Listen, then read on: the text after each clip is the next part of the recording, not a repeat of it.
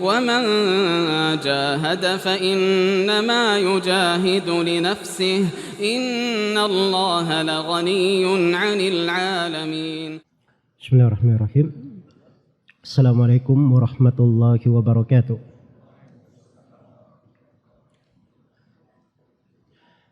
الحمد لله على إحسانه والشكر له على توفيقه وامتنانه. أشهد أن لا إله إلا الله وحده لا شريك له تعظيما لشأنه، وأشهد أن محمدا عبده ورسوله الداعي إلى رضوانه صلى الله عليه وعلى آله وأصحابه وإخوانه أما بعد. Kaum muslimin dan muslimat, jemaah salat maghrib yang saya hormati dan saya muliakan. Alhamdulillah, kita bersyukur kepada Allah Subhanahu wa taala diberi kesempatan antara maghrib dan isya ini dalam sebuah pembahasan ayat Al-Quran.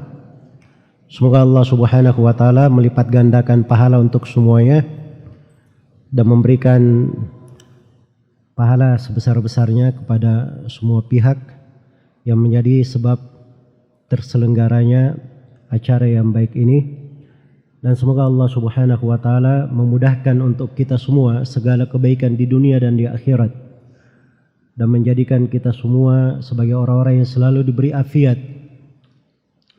dan keselamatan di dunia dan di akhirat. Innahu waliyyu dzalika wal qadiru alaih. Dalam waktu yang singkat ini saya akan membacakan atau akan mengkaji sebuah ayat Al-Quran, ringkas pada kalimat-kalimatnya namun muhkam di dalam kandungannya, sangat dalam makna dan pelajaran-pelajaran yang terurai padanya. Sebuah ayat yang diperlukan oleh setiap muslim dan muslimah di berbagai sudut kehidupannya. Dia berada di sebuah surah, disunnahkan untuk dibaca di hari perkumpulan kaum muslimin, yaitu di Idul Fitri dan Idul Adha.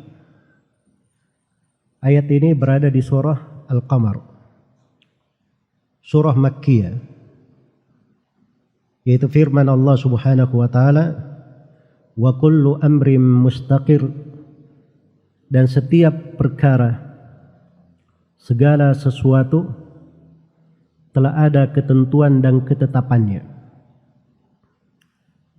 Segala sesuatu telah ada ketentuan dan ketetapannya.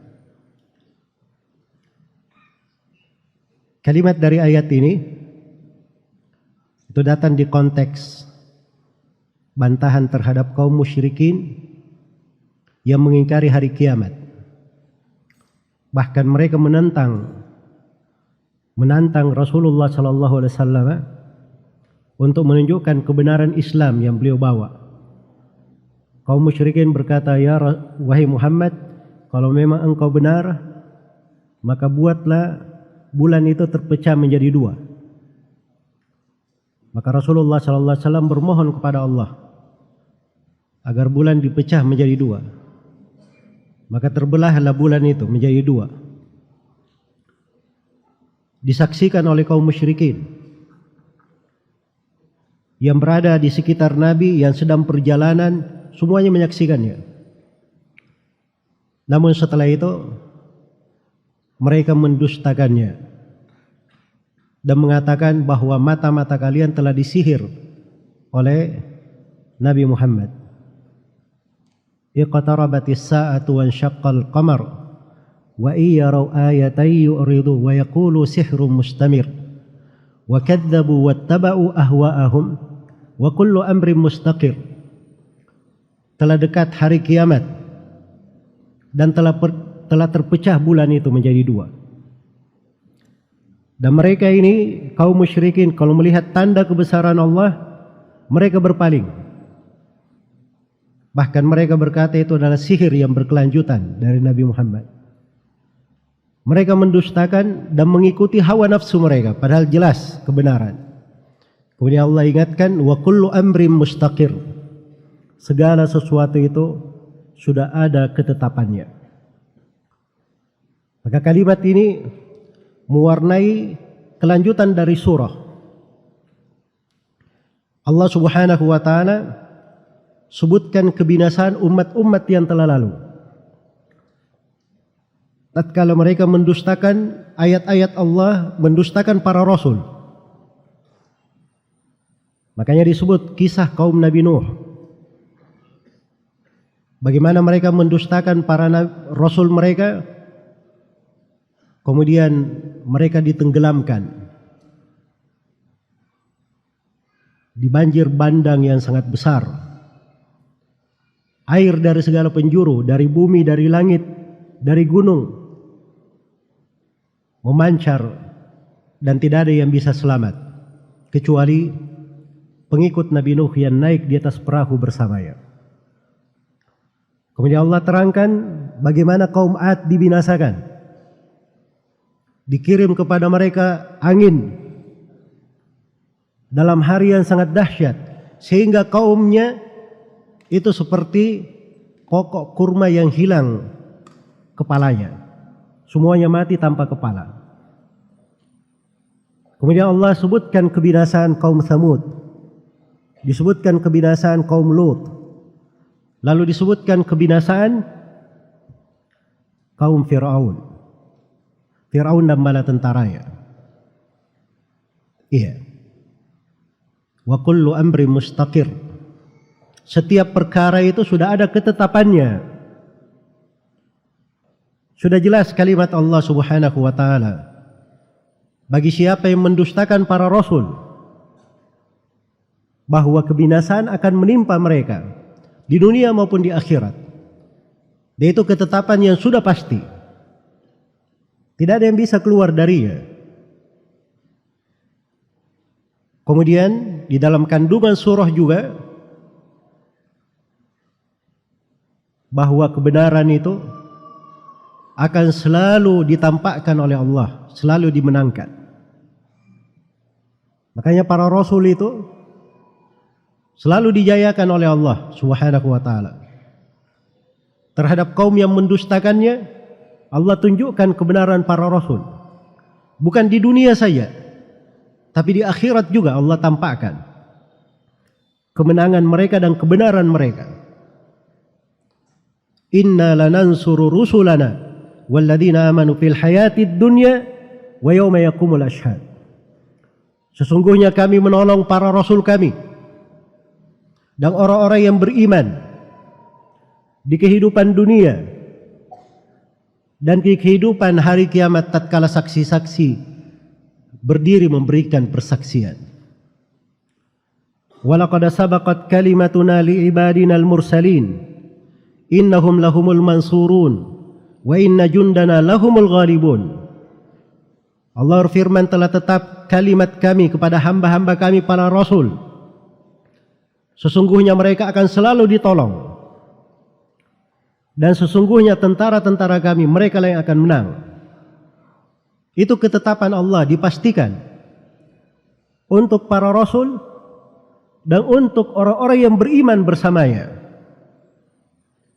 Makanya ketika kaum munafikin molok-olok Rasulullah sallallahu alaihi wasallam dan para sahabatnya, biarkan Nabi Muhammad dan para sahabatnya, jangan kasih apapun ke mereka. Sebentar lagi kehabisan nafkah, akan bubar sendiri. Maka Allah Subhanahu wa taala menjawab mereka, walillahil izzatu walirasulihi walil mu'minin walakinnal munafiqina la yafqahun. Sesungguhnya izzah itu milik Allah, milik Rasulnya dan milik kaum mukminin. Tapi kaum munafikin tidak tahu tentang hal itu, tidak paham akan hal tersebut. Mereka akan selalu dijayakan oleh Allah Subhanahu wa taala. Karena itulah agama Nabi Muhammad sallallahu alaihi wasallam akan selalu tinggi. Walaupun ada orang-orang yang ingin merendahkannya. Ada orang-orang yang ingin menghinakannya, menistakannya. Agama Rasulullah sallallahu alaihi wasallam, Islam ini akan selalu tinggi. Karena itu ketetapan Allah. Rasulullah sallallahu alaihi wasallam bersabda, "Al-Islamu ya'lu wa la yu'la alaihi." Islam itu akan selalu tinggi dan tidak ada yang akan lebih tinggi darinya. Tuntunan dan syariatnya telah ditetapkan oleh Allah sempurna. Allah berfirman, "Al-yawma akmaltu lakum dinakum wa atmamtu alaikum ni'mati wa raditu lakumul Islam madina." Pada hari ini telah kusempurnakan agama kalian untuk kalian dan telah kucukupkan nikmatku atas kalian serta telah kuridai Islam sebagai agama kalian. Wa kullu amri mustaqir, segala perkara sudah ada ketentuannya, ketetapannya. Itu Islam akan selalu ditinggikan oleh Allah Subhanahu wa taala. Sebagaimana tuntunan dan syariatnya akan terus berjalan bersama kita, akan terus bersama umat ini. Dari pokok-pokok agama, rukun-rukun Islam, rukun-rukun iman, itu hal-hal yang sudah ditentukan, sudah dipastikan. Sebagaimana kebersamaan manusia, kekuatan mereka, kekuatan umat Islam, itu di dalam kebersamaan, di dalam persatuan, bukan di dalam perpecahan. Dan itu sudah ketetapan Allah Subhanahu wa taala. Allah berfirman, "Wa'tasimu bihablillahi jami'an wa la tafarraqu." Berpegang teguhlah kalian semua dengan tali Allah dan jangan kalian berpecah belah. Dan Nabi sallallahu alaihi wasallam ketika mengabarkan tentang kejadian-kejadian fitnah-fitnah yang terjadi di akhir zaman, banyaknya perpecahan, perselisihan, maka Nabi sallallahu alaihi wasallam memberikan sebuah ketetapan. Kata beliau kepada para sahabatnya, "Innahu may ya'ish minkum fasayara ikhtilafan katsira. Fa'alaikum bisunnati wa sunnatil khulafa'ir rasyidin al-mahdiyyin min ba'di. 'addu 'alaiha bin nawajid." Sungguhnya barang siapa di antara kalian yang hidup setelahku, maka dia akan melihat perselisihan pendapat yang banyak. Hendaknya dia berpegang dengan sunnahku dan sunnah para khulafa ar-rasyidin yang datang setelahku. Itu ketetapan Allah bagi siapa yang ingin selamat. Dan di sebelumnya, sebelum riwayat itu, Nabi SAW bersabda kepada para sahabat, "Usikum bitaqwallah was-sam'i wat-ta'ah wa in ta'ammara alaikum abdun habashi." Saya wasiatkan kalian untuk bertakwa kepada Allah, mendengar dan taat kepada pemimpin. Walaupun yang menjadi pemimpin kalian budak Habasyah yang sangat hitam. Asalnya budak gak layak jadi pemimpin, tapi dia sudah jadi pemimpin, maka perintah Nabi dengar dan taat. Itu ketentuan di dalam kebersamaan, ditetapkan oleh Allah dan Rasulnya. Di dalam hadits Hudzaifah bin Yaman, riwayat Bukhari dan Muslim, ketika Nabi sallallahu alaihi wasallam terangkan terjadinya fitnah-fitnah di tengah manusia, maka Nabi sallallahu alaihi wasallam bersabda, "Talzam jama'atal muslimin wa imamahum." Kamu terus berkomitmen bersama jemaah kaum muslimin dan imam mereka. Itu cara selamat, cara untuk selamat. Harus menjaga kebersamaan di dalam sebuah negara, mendengar dan taat kepada pemimpin.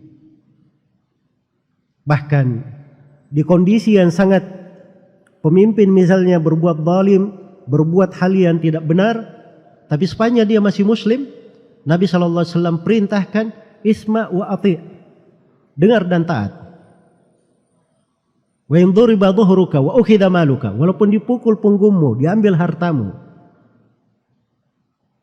Itulah yang dipahami oleh para sahabat Rasulullah sallallahu alaihi wasallam. Makanya di akhir masa para sahabat ketika datang kezaliman Hajjaj bin Yusuf, manusia datang kepada Anas bin Malik, di antara akhir sahabat yang meninggal. Dan di Basrah beliau adalah akhir sahabat yang paling meninggal di kota Basrah. Datang mereka kepada Anas bin Malik. Anas bin Malik menyampaikan suatu hal yang sudah tetap. Kata beliau, isbiru hatta talqauni alal haud. Bersabarlah kalian sampai kalian menjumpaiku di telaga. Maksudnya di hari kiamat. Demikianlah saya dengar dari Nabi kalian, Nabi Muhammad sallallahu alaihi wasallam. Wa kullu amrin mustaqir. Setiap perkara itu akan tetap. Kebenaran itu akan selalu tampak. Di dunia, qul ja'al haqq wa zahaqal batil. Innal batila kana zahuqa.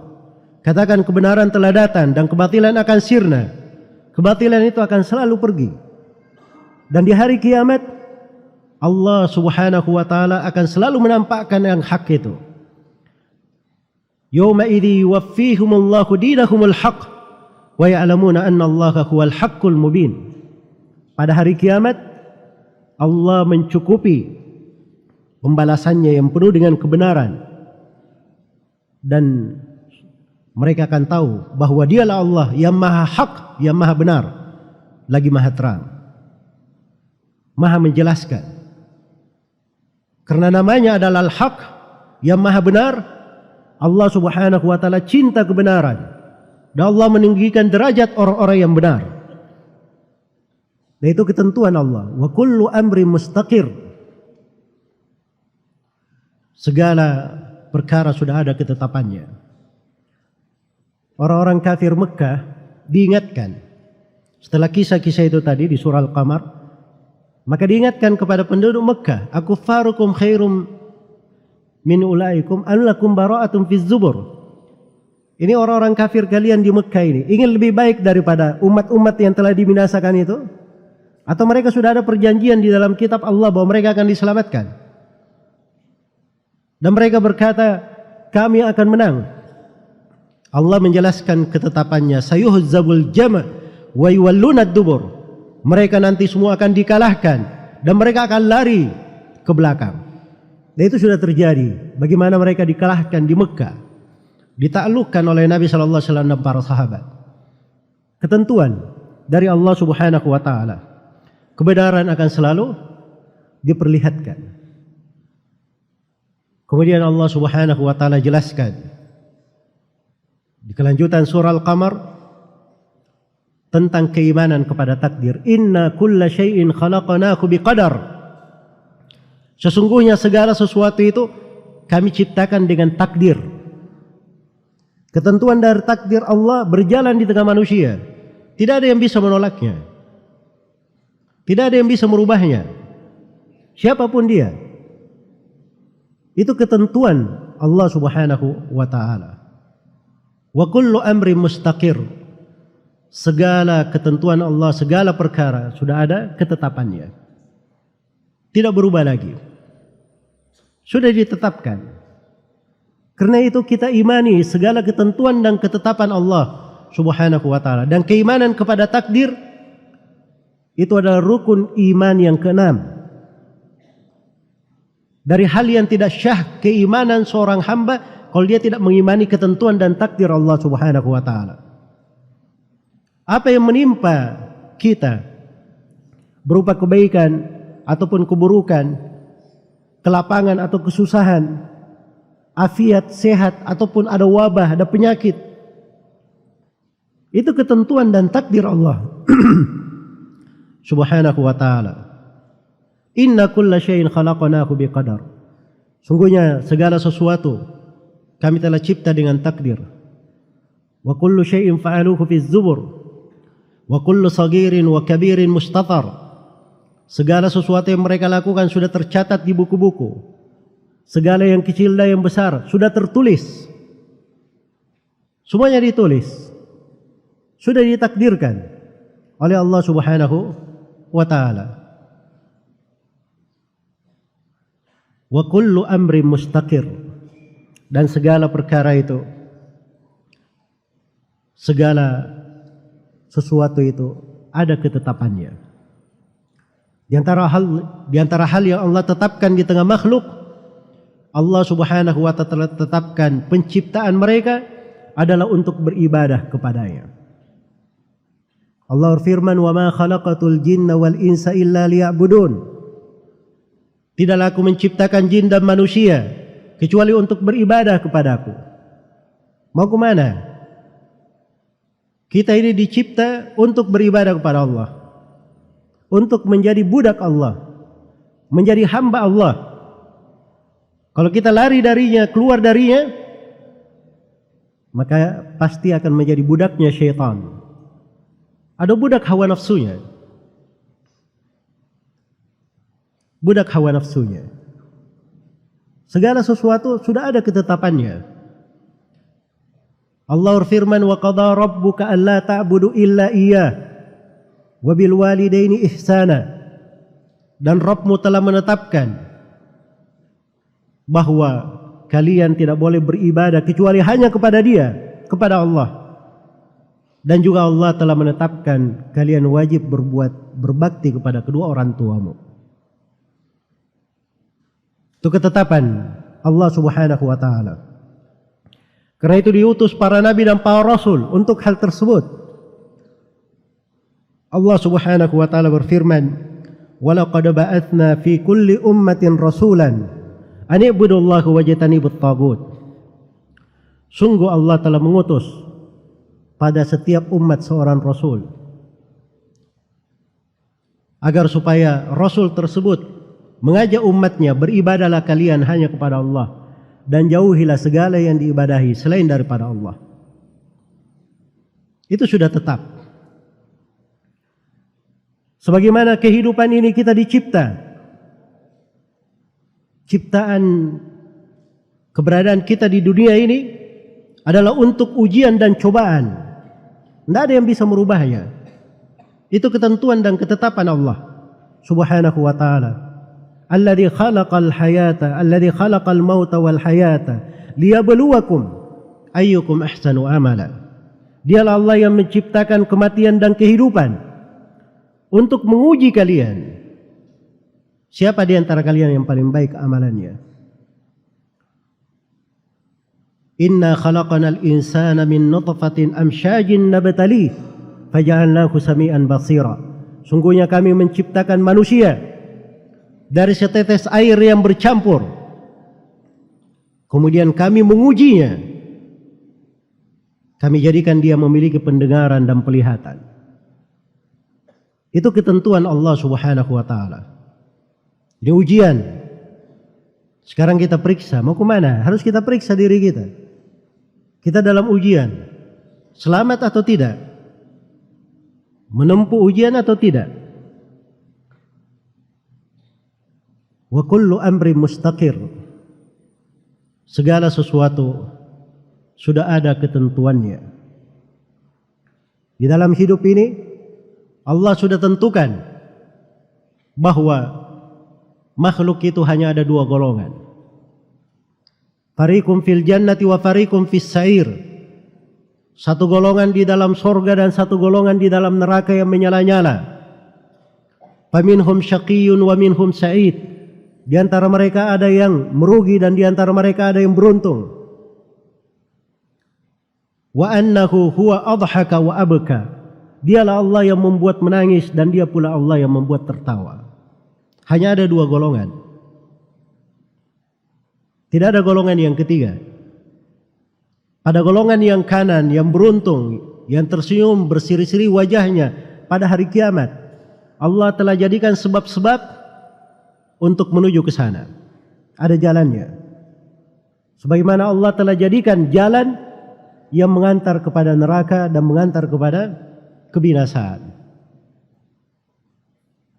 Wa hadainahun najdain. Allah berfirman, kami telah beri hidayah kepada manusia dua jalan. Perlu diingat, tidak diterangkan kepada kita jalan yang baik saja.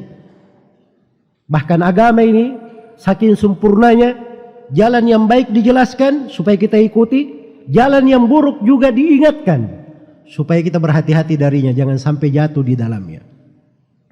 Diriwayatkan oleh Imam Muslim dari Abdullah bin Amr bin As radhiyallahu anhuma. Beliau berkata, Rasulullah sallallahu alaihi wasallam bersabda, "Innahu lam yakun nabiyyun qabli illa kana haqqan alaihi ay yadulla ummatahu ala khairi ma ya'lamuhu lahum wa yundhirahum syarra ma ya'lamuhu lahum." Sesungguhnya tidak ada seorang nabi pun sebelumku kecuali wajib atas nabi tersebut menjelaskan segala kebaikan yang dia ketahui bagi umatnya, dan wajib atas nabi tersebut untuk menjelaskan segala kejelekan yang dia ketahui bagi umatnya. Mau kemana? Jalan itu kita yang memilihnya. Karena itu di dalam hadits qudsi Allah Subhanahu wa taala berfirman, "Ya ibadi, innama hiya a'malukum uhsiha lakum thumma uwaffikum iyyaha. Faman wajada khairan falyahmadillah, wa man wajada ghaira dzalika fala yalumanna illa nafsa." Wahai hamba-hambaku, itu amalan-amalan kalian sendiri. Siapa yang mendapati kebaikan, hendaknya dia puji Allah Subhanahu wa taala yang memberi dia taufik untuk itu. Siapa yang mendapati selain daripada itu, jangan sekali-sekali dia mencela kecuali dirinya sendiri. Dia harus cela dirinya. Agama sudah diterangkan, Al-Quran sudah menjelaskan segala sesuatu. Nabi SAW tidak meninggalkan sedikit pun dari perkara dunia dan akhirat kita kecuali beliau telah memberikan keterangan, kejelasan di dalamnya. Kalau ada yang mendapatkan kejelekan, berarti masalahnya pada diri dia sendiri. Segala sesuatu sudah ditetapkan. Wa kullu amri mustaqir. Bagi siapa yang ingin surga, jalannya jelas. Bagi siapa yang ingin neraka, perbuatan-perbuatannya juga diterangkan. Ini perbuatan penduduk neraka. Yang paling ringkasnya di ayat-ayat kita semua menghafalnya. Famma man a'ta wattaqa wa saddaqa bil husna fasanuyassiruhu lil yusra. Barang siapa yang gemar berbagi ilmu, berbagi harta, berbagi manfaat, berbagi kebaikan, wattaqa, dan dia selalu bertakwa, dan dia benarkan adanya al-husna, adanya akhirat, dia bersyahadat la ilaha illallah, maka kami akan mudahkan dia menuju ke surga. Ini sebab yang mengantar ke surga.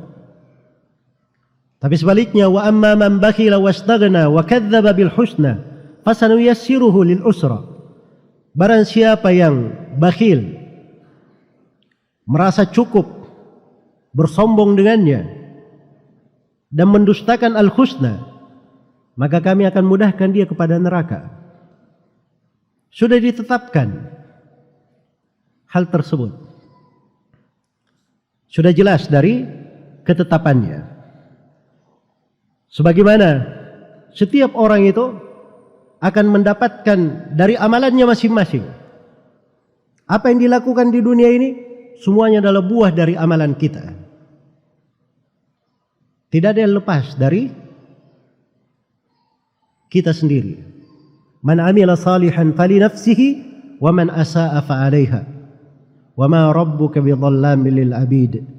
Barang siapa yang beramal salih, maka itu untuk dirinya sendiri. Dan barang siapa yang berbuat kejelekan, dia sendiri akan menanggungnya. Dan Rabbmu tidak pernah menzalimi seorang hamba pun. Kaum muslimin dan muslimat, jemaah salat maghrib rahimani wa rahimakumullah. Wa kullu amri mustaqir. Segala sesuatu itu sudah jelas ketetapannya, ada ketentuannya. Ada ketentuannya. Setiap manusia yang hidup sudah ditetapkan ajalnya. Mau kemana? Tidak ada yang kekal di atas muka bumi ini. Siapapun dia, mau raja, mau rakyat, kaya, miskin, yang di atas, yang di bawah, besar, kecil, laki-laki, perempuan. Kullu nafsin dha'iqatul maut, thumma ilaina turja'un. Setiap jiwa akan merasakan kematian, kemudian kalian semua akan kembali kepada kami. Aina ma takunu yudrikkumul maut, walau kuntum fi burujin musyayyada. Dimanapun kalian berada, kalian akan dijemput oleh kematian, walaupun kalian berada di benteng yang sangat kokoh. Qul innal mauta alladhi tafirruna minhu fa innahu mulaqikum thumma turadduna ila alimil ghaibi wasyahada fayunabbi'ukum bima kuntum ta'malun. Katakanlah, sungguhnya kematian yang kalian selalu lari darinya, kematian itu akan menjumpai kalian. Kemudian kalian semua akan dikembalikan kepada Allah yang Maha mengetahui yang tampak maupun yang tidak tampak. Lalu kalian akan diberitahu tentang segala amalan yang kalian lakukan. Diriwayatkan oleh Imam Muslim dari Abu Malik Al-Asy'ari radhiyallahu taala anhu, Rasulullah sallallahu alaihi wasallam bersabda, "Kullun nasi yaghdu, fabai'un nafsahu, famu'tikuha aw mubikuha." Setiap orang itu di dunia ini berusaha. Dengan usahanya dia menjual dirinya, melakukan transaksi. Dia menjual dirinya. Hanya ada dua. Ada yang membebaskan dirinya dari api neraka, dan ada yang justru menghancurkan dirinya ke dalam api neraka, wal'iyadzubillah. Maka tidak ada yang bisa lari dari ketentuan, dari ajal. Ada sakaratul maut yang akan datang menjemput. Jangankan kita, manusia yang paling baik yang pernah menginjakkan kakinya di atas muka bumi ini, hamba Allah subhanahu wa ta'ala dari seluruh nabi dan rasul adalah yang termulia dan teragungnya Nabi kita Nabi Muhammad sallallahu alaihi wasallam. Beliau juga mengalami sakaratul maut. Pingsan beberapa kali. Beliau berkata, la ilaha illallah, inna lil mauti la sakarat. La ilaha illallah, sungguhnya kematian itu adalah sakarat, keletihan di atas keletihan. Hal yang berat di atas hal yang berat. Itu ketentuan Allah, tidak ada yang bisa lepas darinya. Begitu masuk ke alam kubur, sudah dipastikan ada pertanyaan malaikat, dan itu harus dijawab. Dan Allah subhanahu wa ta'ala telah tetapkan ayat-ayat tentang hal tersebut. Hatta idza jaa ahadahumul maut qala rabbi irji'un la'alli a'malu salihan fima tarak kalla innaha kalimatun huwa qailuha wa min waraihim barzakhun ila yaumi yub'atsun. Begitu salah seorang di antara mereka didatangi oleh kematian, dia berkata, wahai Rabb kami, kembalikanlah kami. Barangkali kami bisa beramal salih pada apa yang kami tinggalkan dulu di dunia. Ini sudah keluar ruhnya, baru dia menyesal. Maka Allah berfirman, kalla, sekali-sekali tidak. Itu hanya kalimat yang dia ucapkan. Di belakangnya ada alam barzakh, ada alam kubur. Ila yaumi yub'atsun, sampai hari kebangkitan. Hari kiamat lain lagi. Hari kiamat lain lagi. Kita dengarkan tadi ayat-ayat di surah Yasin, di salat maghrib. Wa nufikha fis suri fa idahum minal ajdathi ila rabbihim yansilun. Dan ditiuplah sangkakala, maka tiba-tiba mereka dari kubur bangkit menuju kepada Rabbnya. Itu di padang mahsyar. Qalu ya wailana man ba'athana min marqadina hadza ma wa'ada ar-rahmanu wa sadaqal mursalun. Mereka berkata, wahai betapa celakanya kami. Siapakah yang membangkitkan kami? Ini dulu orang-orang mengingkari hari kebangkitan. Sekarang dia lihat, dia saksikan. Barulah mereka sadar, inilah yang dijanjikan oleh Allah Ar-Rahman. Dan telah benar para rasul. Akan tampak kebenaran para rasul. Iya. In kanat illa sayhatan wahidatan fa idahum jami'un ladaina muhdarun. Fal yawma la tujza nafsun Falyawma tujza kullu nafsin bima kasabat wa ma tujzauna illa bima kuntum ta'malun. Perhatikan bagaimana di hari itu mereka sudah menyadarinya. Ternyata hanya satu kali tiupan saja mereka semuanya sudah hadir di sisi Allah. Pada hari itu setiap jiwa dibalas sesuai dengan amalannya masing-masing. Dan kalian tidak akan dibalas sesuai dengan amalan kalian. Setelah hari kiamat, hari kebangkitan, ada pertanyaan Allah di sana. Ketentuan sudah Allah tetapkan. Allah bersumpah akan bertanya tentang hal tersebut. Semua dari kita harus menjawabnya. Allah berfirman, "Fa wa rabbika lanas'alannahum ajmain amma kanu ya'malun." Demi Rabbmu wahai Nabi Muhammad, Allah bersumpah dengan dirinya sendiri. Demi Rabbmu wahai Nabi Muhammad, sungguh kami akan bertanya kepada mereka semua tentang apa yang mereka lakukan di dunia. Dan itu pertanyaannya ada dua. Wa yawma yunadihim fayaqulu madza wa yawma yunadihim fayaqulu aina syuraka'i alladziina kuntum taz'umun. Ketika Allah memanggil manusia pada hari kiamat, kemudian Allah bertanya, di mana sekutu-sekutu yang kalian sangka? Kita akan ditanya tentang ibadah kita, kemurnian ibadah kepada Allah. Kalau ada yang berbuat kesyirikan, itu adalah hal yang paling pertama dipermasalahkan. Tentang menjawab para rasul, Allah berfirman, wa yawma yunadihim fayaqulu madza ajabatumul mursalin. Ketika Allah memanggil, kemudian Allah berfirman, bagaimana kalian menjawab para rasul? Bagaimana kalian menjawab para rasul? Sudah ditentukan. Setiap dari kita pasti akan melewati jembatan yang dihamparkan di atas neraka.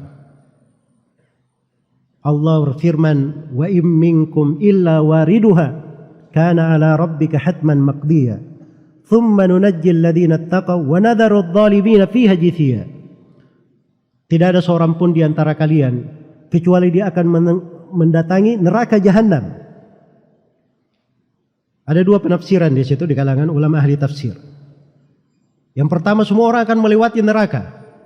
Tapi kalau penghuni surga dia cuma lewat saja kemudian keluar. Adapun penduduk neraka dia sudah jatuh di dalamnya. Dan penafsiran yang kedua, mendatangi neraka jahanam itu melewati jembatan yang dihamparkan di atas punggung neraka jahanam. Ada jembatan yang dihamparkan. Dibahasakan oleh Nabi, lebih tipis dari rambut, lebih tajam daripada pedang, sangat licin sekali. Siapa yang bisa lewat di situ? Para nabi di ujung jembatan, doa mereka, Allahumma sallim sallim. Ya Allah, selamatkanlah, selamatkanlah. Semuanya akan melewatinya. Sumpah dari Allah. Kana ala rabbika hatman maqdiya. Itu dari Rabbmu adalah ketentuan yang sudah dipastikan. Tidak bisa berubah. Yang menyelamatkan seorang adalah amalannya sendiri. Apa yang dia lakukan di atas muka bumi ini. Makanya disebut sifat orang yang selamat. Thumma nunajjil ladzina ittaqaw. Kemudian kami selamatkan orang-orang yang bertakwa. Wa nadharu adh-dhalimina fiha jithiya. Dan kami biarkan orang-orang yang zalim jatuh di dalamnya dalam keadaan berlutut. Kalau ada yang bertanya, kenapa penduduk surga juga lewat di neraka? Jawabannya itu kesempurnaan nikmat. Kesempurnaan nikmat. Coba bayangkan ya, penduduk surga itu ketika masuk ke surga, nikmatnya dua. Nikmat yang pertama diberi kemuliaan dengan surga. Dan nikmat yang kedua diselamatkan dari api neraka. Mereka sudah lihat dahsyatnya neraka. Tidak mungkin mereka bisa hidup di situ. Maka kesyukuran yang terbesarnya ketika masuk ke surga salah satunya adalah diselamatkan dari api neraka. Dan itu kesempurnaan nikmat namanya. Neraka itu siksaan yang paling ringannya itu siksaannya Abu Talib. Yang paling ringan siksaannya. Di lapisan neraka paling atas. Dia hanya dipanaskan dua terompa sendal alas kaki. Kemudian Abu Talib diperintah memasukkan kakinya di situ. Belum lagi kakinya menginjak, mendekati terompa itu, kepalanya sudah mendidih. Kepalanya sudah mendidih, saking dahsyatnya, panasnya terompa tersebut. Ini siksaan yang teringan di neraka. Waliyadzubillah. Ketentuan Allah sudah ditetapkan. Wa kullu amri mustaqir.